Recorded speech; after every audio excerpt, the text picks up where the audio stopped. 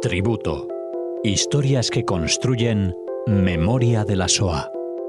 כי ראיתי את דרכי נעלמת ביער סבוך בין קירות חורשים ובתוך האדמה המדממת רגליי ננעצו. Bienvenidos oyentes a este tributo que nos acerca, como siempre, Cecilia Levitt, aquí a Radio Sefarad. ¿Qué tal, Cecilia? Hola Alex, buenas tardes. Bueno, otro rincón dedicado a la Shoah en estos diferentes programas que se van acumulando aquí en Radio Sefarad. Hoy le dedicas un hueco a Yaakov Handeli. Hoy le dedico con todo mi cariño este hueco, este tributo a Yaakov Handeli. Yaakov estuvo en Madrid en el año 2007.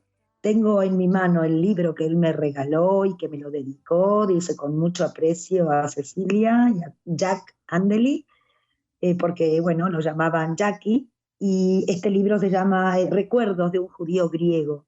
Y este libro lo tengo en casa desde el 2007 y le tengo mucho cariño, sobre todo porque, bueno, lo conocí, una persona sumamente afectuosa, cariñosa, y yo recuerdo el abrazo que nos dimos, ¿no? Cuando nos despedimos. Y es una historia difícil, es una historia dura, pero que merece ser contada. Jackie, ya sabemos que nace en Salónica, en Grecia, en 1927, en una familia sefardita, ¿no?, tradicional, que había llegado a Grecia desde España, especialmente desde Cataluña, a finales del siglo XVI.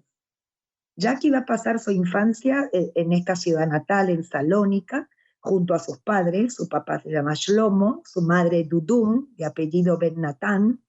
Es una familia numerosa, tiene 2 hermanos, 3 hermanas mujeres, y el nono Yehuda, que es su abuelo, que va a ocupar un lugar muy especial en la vida de Jackie. Con este nono, Jackie comparte momentos muy, muy importantes en su niñez. Su padre, Shlomo, era un comerciante, en realidad es el copropietario de una empresa constructora. La empresa se llama Sakai & Company, una de las más grandes de Salónica. Inclusive posee una bodega enorme, ¿no?, para el material. Y Jackie, por ser el pequeño de la familia, gozaba de ciertos privilegios, digamos, era como el mimado de la familia. Yehuda, que es el hermano mayor, trabaja ya de cajero.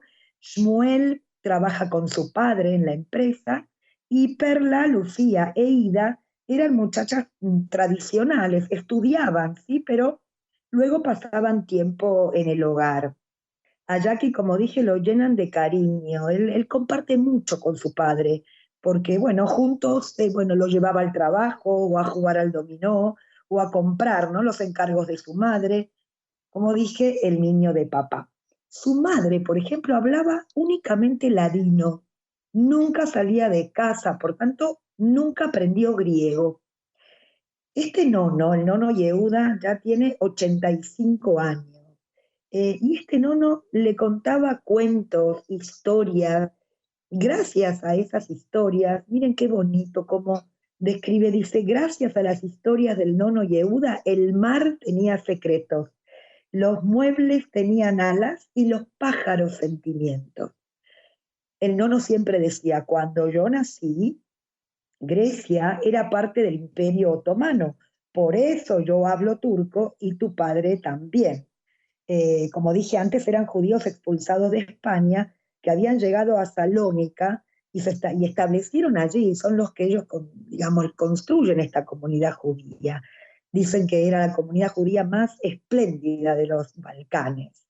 El nono decía, los judíos españoles trajeron habilidades artísticas que hasta entonces eran como desconocidas en el Imperio Otomano. Elaboraban joyas, hilados de seda, impresiones hebreas, teñidos de tela. El nono había contado que en el siglo XVI los Handeli habían llegado a Grecia como grabadores de lápidas, y el nono siguió esos pasos. Y por el nono Jack también se enteró que Salónica, en esos tiempos, era el segundo puerto más importante del Imperio Otomano y era el único en el mundo que permanecía cerrado durante Shabbat. Las festividades judías eran en estas familias vividas intensamente, pero yo quiero destacar sobre todo los dulces que cocinaba su madre, especialmente para Purim, esta fiesta tan alegre. Eran figuras de azúcar, charolas de plata, pasteles. El nono, por ejemplo, leía la Gadá en Pesach, la recitaba de memoria. En Shavuot iban de excursión al campo, ¿no? Y saboreaban un budín especial hecho con arroz y con leche. En 1932, ya cuando Jackie tiene 6 años, ya surge una nueva perspectiva. Se va a hablar de Palestina. Su padre y su socio, Sakai, quieren expandir el negocio de la construcción a Palestina, porque por aquella época Tel Aviv estaba en el auge de su desarrollo, así que ellos juegan con la idea de participar en esa construcción de Tel Aviv. Y es a finales de ese año, del 32, que su socio, Sakai, viaja a Palestina con ya el propósito de abrir allí una sucursal. Un poco la idea es transferir gradualmente los negocios de la empresa a ese lugar. Y este hombre, Aji Sakai, se establece allí, establece la empresa, envía cartas, regresa a Salónica por negocios, y la idea era que la familia Handeli también lo hiciera un poco más tarde. Existe una tía, que en realidad no es una tía directa, sino que son íntimos amigos de los papás, la tía Sara y su tío Shmuel, que dado todas estas noticias de Palestina, deciden emigrar. Para Jackie estos son sus tíos preferidos. No, estos tíos no tienen hijos, con lo cual Jackie es como un hijo, lo llamaban Jaquito. Entonces, estos tíos deciden emigrar a Palestina, pero os recuerdo que era la Palestina británica, había que conseguir certificado de ingreso, obtener pasaporte, no era nada fácil. Pero el papá de Jackie contrata a un fotógrafo profesional para tomar fotos, para despedir a estos tíos. Toma fotos hermosas, ¿no? Y como digo, muy, muy profesionales. Jackie asiste a la escuela Benvenisti, que es un colegio judío. Este colegio tiene un cartel enorme que en letras griegas dice Benvenisti y abajo estaba escrita la palabra Jinuj, que significa educación en hebreo. En esa escuela enseñaban español y no griego. Jackie es un muchacho sociable, lleno de energía, de curiosidad. En el verano, por ejemplo, después de las clases iban a la playa, hacían amistad con los marineros, a veces los invitaban a navegar. Después de 4 años ya acaba la escuela Benveniste y es enviado a una secundaria municipal griega. Y allí hace nuevos amigos. Los alumnos judíos, por ejemplo, estaban autorizados a abandonar el salón de clase durante la asignatura de religión, pero sin embargo nadie podía dejar de asistir a la capilla matutina, ¿sí? Jackie creció en un tipo de familia allí y en un medio social que le va a permitir adaptarse, ¿no? Sin ninguna dificultad, digamos, de la familia a la escuela, del español al griego, de la sociedad judía a la sociedad griega. Y ya llega el día de su bar mitzvah, el día de la lectura de la Torá.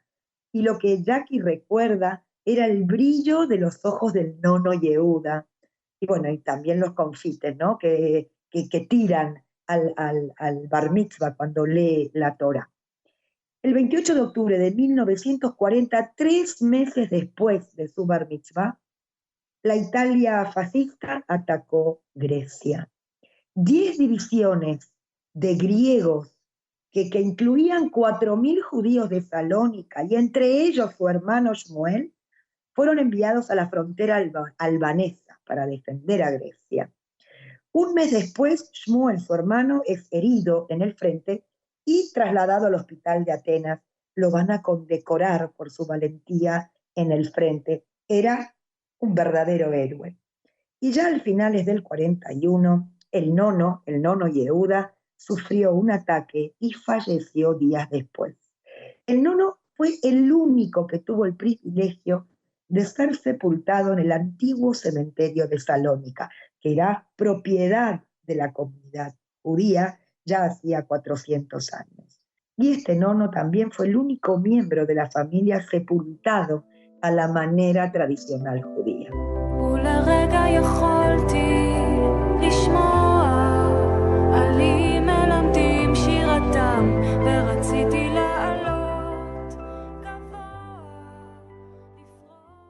Salónica, bueno, albergaba la comunidad judía más numerosa de Grecia. Estamos hablando de 56.000 judíos cuando los alemanes entraron en la ciudad.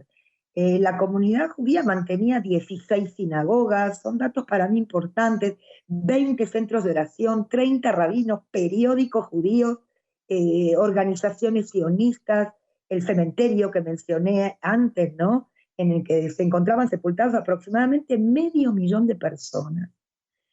Los alemanes invaden Salónica el 9 de abril y el 27 ya invaden Atenas. Un mes después ya el país fue dividido en 3 zonas de ocupación. La primera por los alemanes que controlan Macedonia y Salónica, que es su capital. Luego los italianos que ocupan Grecia central, es decir, Atenas. Y los búlgaros que van a ocupar la zona noreste. Ya en agosto del 41 se promulga en los periódicos una orden que exige a todos los judíos varones entre 19 y 45 años a presentarse en la Plaza de la Libertad, que es una plaza central muy importante. Esto fue como un decreto repentino, nadie sabía para qué. Y van a llegar ahí 9.000 hombres judíos que van a esperar de pie bajo el sol y el calor del mes de agosto, desde las 8 de la mañana hasta las 2 de la tarde. Era un Shabbat. Y lo que va a suceder ahí es una humillación absoluta. Los hacen saltar, acostarse en el pavimento, fueron golpeados, escupidos, insultados. Luego se supo que querían reunir trabajadores, es decir, mano de obra barata, para construir carreteras, minas y canteras. Esto se llamó el Sábado Negro.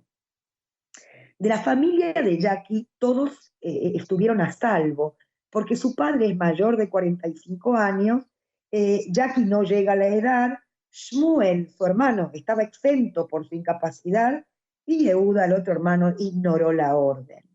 Ahora, para liberar a estos hombres de los trabajos forzados, los alemanes exigen a la comunidad judía una suma de 3.500 millones de dracmas. Es una suma enorme, pero van a llegar a un arreglo. Pagaron 2.500 millones en efectivo y el resto entregan el cementerio judío, que era propiedad de la comunidad, a cambio de liberarlos a estos judíos, ¿no? Inmediatamente ya cuadrillas de trabajadores con palas se dedicaron a destruir estas lápidas, incluyendo la lápida del nono Yehuda. Y a partir de esta situación podemos decir que sí, que los judíos abren los ojos, se percatan del peligro, pero la realidad es que muy pocos fueron los que escaparon. Por un lado, no había movimiento de resistencia clandestino en Salónica, en este momento no. Y por otro lado, también había una cohesión familiar. La mayoría de los jóvenes prefiere quedarse con sus padres. Seguido a esto, ya los alemanes confiscaron las propiedades de los judíos, cines, fábricas de papel y cartón, los puestos de trabajo de los judíos ya pasan a manos de no judíos, y un día los nazis ya llegan en camiones a la empresa constructora del padre de Jackie y se llevan todo el material de construcción que contenía esta bodega, ¿no?, de la que yo hablé y mencioné antes. El padre de Jackie, bueno, regresa a casa abatido, ¿no?, totalmente. Y ya el 6 de febrero del 43 ya se va a implementar la solución final. Y para ello van a elegir al rabino Koretz como jefe de la Judenrat, es decir, como jefe del Consejo Judío, para implementar todas las medidas, ¿sí? Y podemos decir que la primera regulación que se exige es portar la estrella amarilla y concentrarse en el gueto. También además había que identificar sus casas y sus negocios con letreros que dijera en griego, ¿no? Casa judía en griego y en alemán, casa judía o negocio judío. Este rabino Koretz, es bastante controvertida la figura, pero este rabino va a pedir voluntarios y entre ellos Jackie se va a presentar para realizar un censo de la comunidad. Hay que registrar a cada uno de los integrantes de la comunidad judía. Este censo se lleva a cabo en solo 5 días. Y luego a Jackie, con otros voluntarios, le toca ordenar toda la información, transcribir los datos en alemán y en griego, y así se confeccionan 100.000 estrellas amarillas. Todo este talento, ¿no? Que yo pienso, tanto talento organizador, financiero y administrativo de la comunidad, se va a encauzar, ¿no? Para este fin, en definitiva, para llevar a cabo este exterminio. Ya trasladados en el gueto, se van con mucha rapidez, digamos, se van a encontrar allí prácticamente encarcelados. También se corre la voz, se difunde el rumor que los alemanes intentaban ayudar a los judíos a llegar a Cracovia, en donde serían recibidos por la comunidad judía de ese lugar. Es el rabino Koretz que convence a los judíos de que el destino era seguro. El padre de Jackie le cree al rabino Koretz. Él está convencido de que, bueno, de que llegarían a un destino de paz, ¿no? Y de abundancia. Su padre, por ejemplo, al día siguiente va a cambiar el dinero por zlotis. Va a recibir un cheque a cambio de este dinero. Y ya con el dinero en la mano, digamos que ya están listos para iniciar el viaje. Fueron 5 trenes los que van a salir de Salónica durante el mes de marzo del 43. 9 trenes van a salir en abril y 2 trenes van a salir en mayo. Estamos hablando de 42.830 judíos, bueno, deportados a Auschwitz. Ya el 7 de abril sonó el silbato y el tren comienza a desplazarse, y es así como la familia de Jackie, ahí apretujados, ¿no? Presos en este vagón de carga, toda la familia, sus hermanas, sus hermanos, Yehuda y Shmuel, y otros familiares estarán aquí. Van a pasar 7 días y 7 noches en aquel vagón sofocante. Y al grito de Raus, Raus, van a llegar al campo de exterminio de Auschwitz-Birkenau.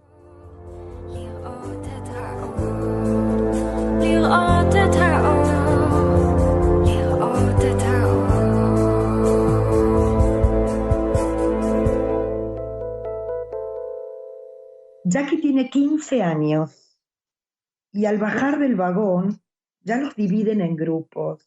Jackie queda entre sus 2 hermanos varones y sus padres y sus hermanas van a subir al camión que los va a transportar directamente a las cámaras de gas. 2 días después ya los alemanes le tatuaron el brazo a Jackie. Jackie tendrá el número 115003 y ya rápidamente aprenden a pronunciar estos números en alemán. Los alemanes un poco constatan que los griegos judíos que habían llegado estaban suficientemente fuertes y por tanto son enviados al campo de Buna, que es uno de los campos de trabajo más eficientes. Buna no tiene crematorio, ni tampoco tiene estos edificios característicos de los campos de concentración. Allí había una limpieza ejemplar. Nosotros llamamos Buna o Auschwitz III. Aquí se estableció, ¿no?, unas fábricas, industrias La intención era en este predio montar esta fábrica, sobre todo de hule sintético y derivados del petróleo, que eran productos, bueno, necesarios e indispensables para la guerra. Podemos decir que los judíos de Salónica, que no fueron enviados directamente a la cámara de gas, los obligaron a trabajar en las instalaciones de Buna, y fueron los judíos de Salónica que prácticamente construyeron esas fábricas distribuidas en un área de 15 hectáreas. Había aproximadamente en Buna 15.000 prisioneros. La mayoría trabajaba en complejos industriales de la IG Farben, donde, bueno, se fabricaban numerosos productos, ¿no?, de vital importancia.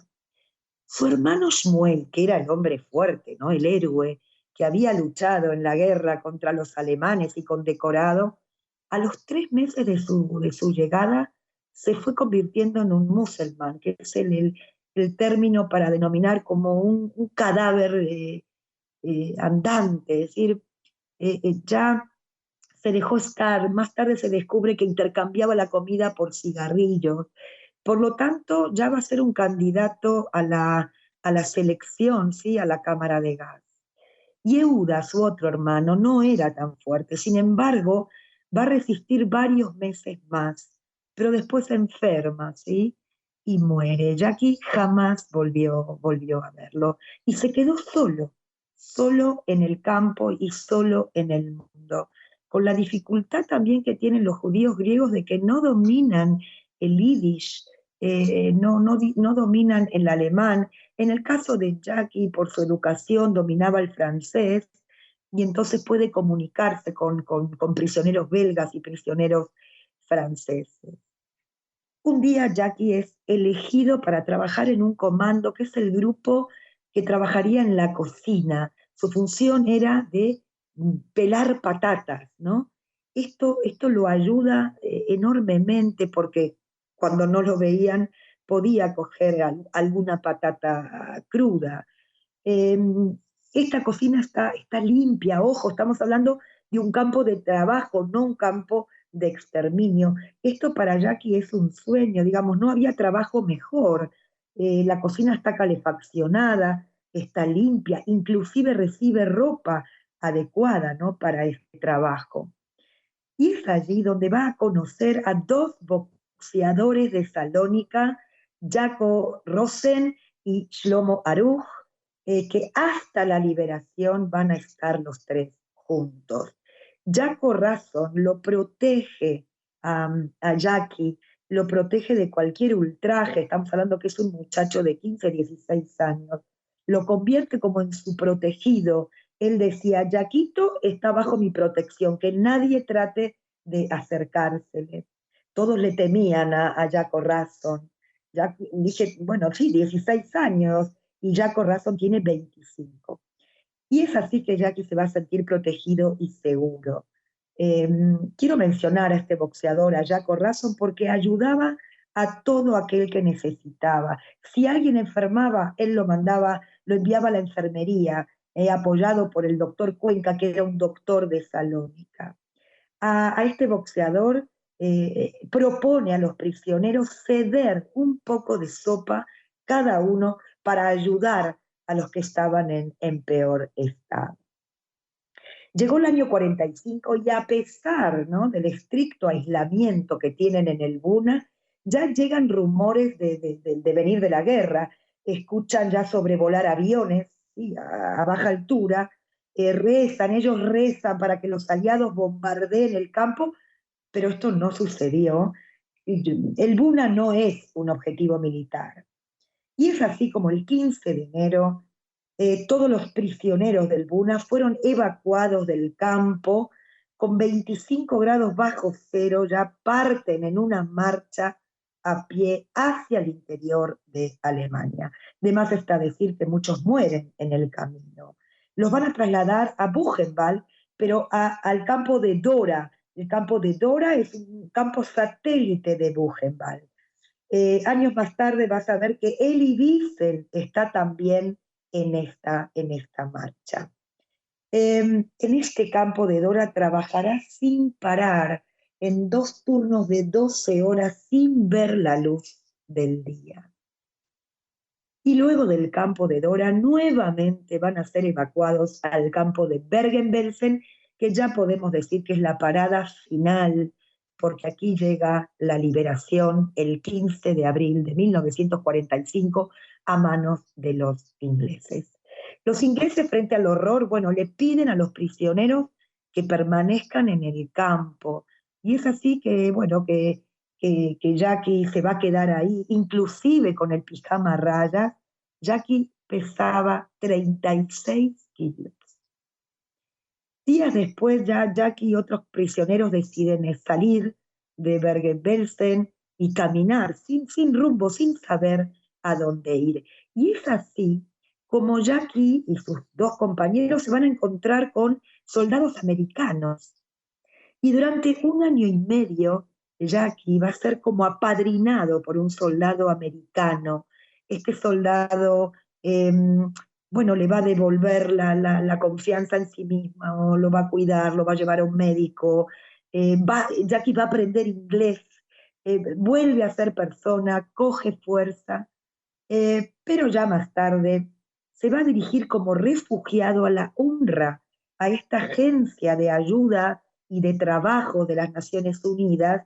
Ellos le van a dar como un certificado que confirma que, bueno, que no tiene nacionalidad. Él no quiere regresar a Grecia, no tiene a nadie.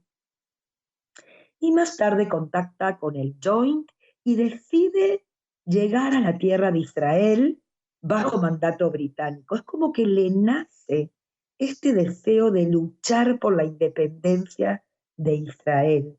Estamos a finales del 47 y entonces va a llegar a Marsella, y es en Marsella donde va a recibir entrenamiento físico por parte de la Haganah, por la dirigencia judía que está ahí, por si llegan al Estado o a la tierra de Israel, y hay que luchar. Es allí en Marsella donde va a esperar este barco, y es ahí donde se proclama la independencia del Estado de Israel. Y es así que coge ya un barco y junto a otros sobrevivientes llegaron a la tierra de Israel. Y cuando llega se declara la guerra de la independencia y Jackie va a luchar en la guerra como soldado israelí. Seguido a esto va a trabajar para el ejército, va a conocer a Rachel, a su mujer, que es una muchacha israelí, que muchas generaciones vivían allí, estaban establecidos, se van a casar, van a vivir en Jerusalén, en Jerusalén, y van a tener 2 hijos, más tarde nietos y también bisnietos. En Israel se va a encontrar con aquellos tíos que yo mencioné al principio, que no eran exactamente tíos, pero para él lo eran, ¿no? Estos tíos Sara y Shmuel. Y es así que Jackie va a recuperar aquellas fotos que aquel fotógrafo profesional había tomado en aquella despedida. Esta va a ser su única familia. En los primeros años podemos decir que Jackie se negó a hablar, él guardaba un silencio absoluto, ¿no? Podemos decir que era como un secreto, ¿no? Espantoso. No deseaba, ¿no?, que nadie supiera, tenía miedo de que la gente no lo entendiera o que no le creyeran, ¿no? Solo en los últimos años de su vida, Jackie se dedica a recordar y a transmitir los hechos. Él y Wiesel tienen mucho que ver con esto, porque se encuentran, se conocen y trazan una amistad enorme. De hecho, él y Wiesel hace el prólogo del libro de Jackie. Además, también Jackie ya más tarde acompaña a jóvenes a visitar los campos de exterminio. Elie Wiesel dice: aquellos que conozcan a Jackie se convertirán en sus amigos. Y yo, para ir cerrando, también estoy segura que lo mismo, ¿no?, os pasará a vosotros al escuchar este relato. Quiero contaros que Jackie falleció hace tan solo un mes, con 93 años.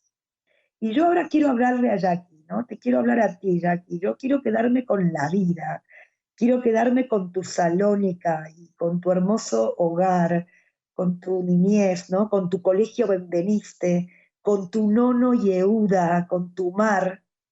Pero yo no puedo dejar de sentir tu sufrimiento y quiero convertirlo en un abrazo, ¿no? Como aquel que nos dimos en Madrid en el 2007.